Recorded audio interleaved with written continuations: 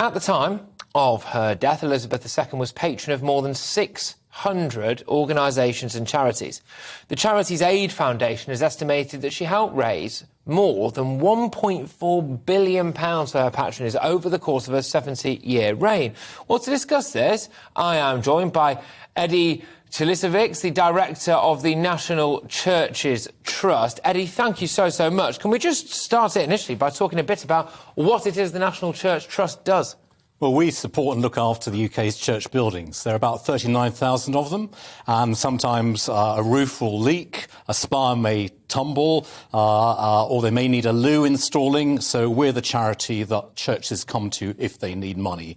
Last year we gave about £5.5 million to support those buildings, and we've been doing it for 69 years. Oh, gosh, I tell you what, I've got some renovation work around my flat that could actually be done with. I might try and consecrate it. But I mean, how important do you think, I suppose, churches are to our national fabric, really? Why are they so important to the Queen as well? Well, they're important to our national fabric and the Queen for the same reasons, really. You know, the Queen was the Supreme Governor of the Church of England. She's also Defender of the Faith. And in 1953, the year after she acceded to the throne, she became our patron. And she stayed that patron for 69 years. Wow. And look, churches are important for three things. One, they are places of worship. And faith, of course, was tremendously important to the Queen, her own personal faith as well as being Supreme Governor of the Church of England. Churches are all about heritage. You know, churches in this country go back to Saxon times, you know, even longer than the current royal family. They've been there for over 1,000 years, churches. So the heritage and the history, and they're places where people come together. They're community centres. They're people where people belong. And look what's been happening today, and indeed all this week. There have been books of condolence in churches for people to sign. Today there have been services in churches where people have come to pay their respects. And tomorrow, in cathedrals and quite a lot of churches, there'll be screens and TVs in there with people watching that funeral service together as a community. And that's what's important about churches. They bring people together, they don't divide. And in incredibly and increasingly fragile times, both on a world stage, we've also come out of the coronavirus pandemic now. It has felt, whether or not social media's got a lot to do with this as well, I don't know, but incredibly fast-moving, chaotic, unsettling times for people. Churches and faith are an anchor, aren't they? They are, and the Queen and King Charles III have both said they are defenders of the faith, but they're defenders of faith in general.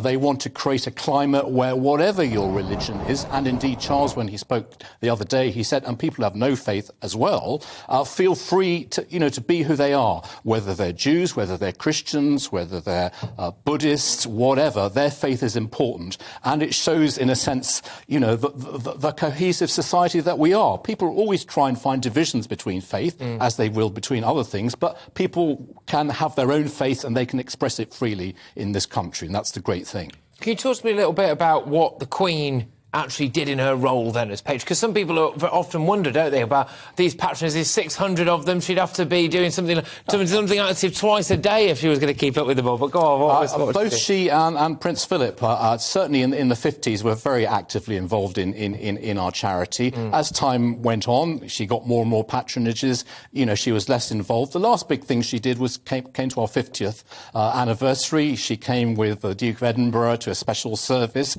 But knowing that she's patron was so important to churches because it was a recognition of the importance of our work, and also to the team who worked for the National Churches Trust. We're a small organisation, and the boost to know that the Queen is our patron. Once a year, we'd get a letter from the palace saying, you know, the Queen's read your annual review, she's really impressed with our work, all the rest of it. And also, we always got tickets to the garden parties. Oh, fantastic. We've got 2 tickets for staff or volunteers or people that we thought should go. They went to a garden party. So that's another sort of boost for everybody. Absolutely. I tell you what, that's lovely. Peter Whittle joins me, the director of the New Culture Forum. I could hear you itching to get involved at one point there. I mean, I think this is part of the Queen's work that it's gone in an odd way largely unrecognised. I mean, these patronages, you know, and for your particular organisation, extraordinarily important. I would say, I was just itching at one point, I am quite pleased to hear that actually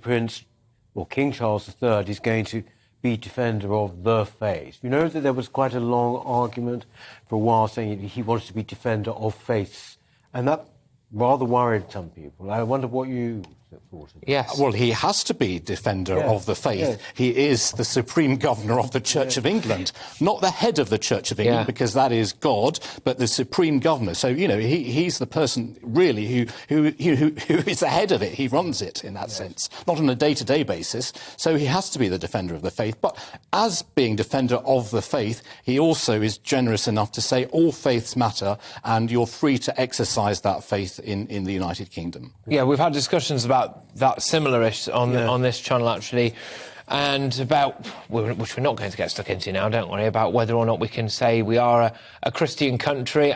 I suppose as long as the head of the royal family is the head of the Church of England, then we are, aren't we? Yes, indeed. That's a fact, isn't it, really, I would argue. Yes. But just going back to the Queen, Yeah. I mean, you know, you said how many prime ministers and presidents she met. She met 5 popes. Yeah.